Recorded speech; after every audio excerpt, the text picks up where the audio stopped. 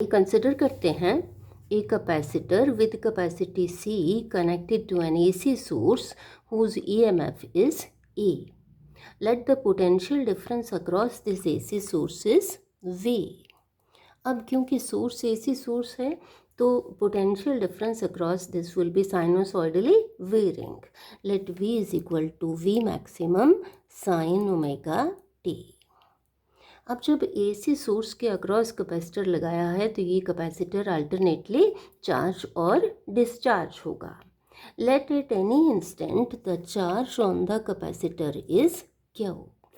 Charge की वजह से पोटेंशियल डिफरेंस क्रिएट होगा across it.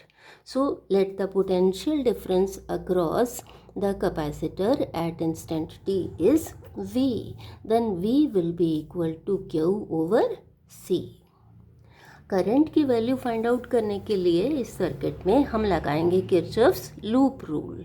According to Kirchhoff's loop rule, potential difference across this AC source that is V should be equal to potential difference across the capacitor that is V at time t.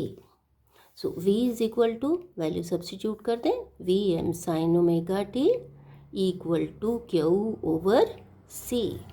यहाँ से Q की value find out कर लेंगे. Q is equal to C into VM into sine omega t.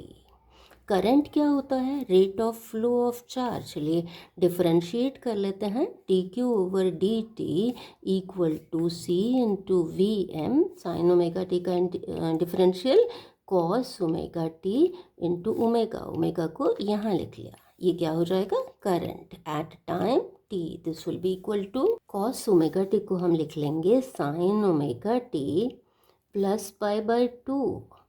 चलिए prove करके देख लेते हैं. साइन a प्लस b का फॉर्मूला लगा लें.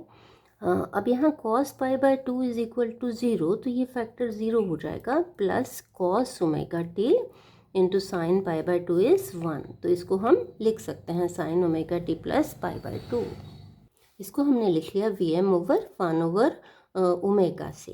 अब इस इक्वेशन को और इसको जब हम कंपेयर करेंगे तो यहाँ से पता चलता है कि current leads the voltage by pi by 2. इसको हम लिख सकते हैं I maximum into sine omega t plus pi by 2. जब करंट मैक्सिमम होगा तो वोल्टेज 0 और जब करंट 0 होगा तो वोल्टेज मैक्सिमम.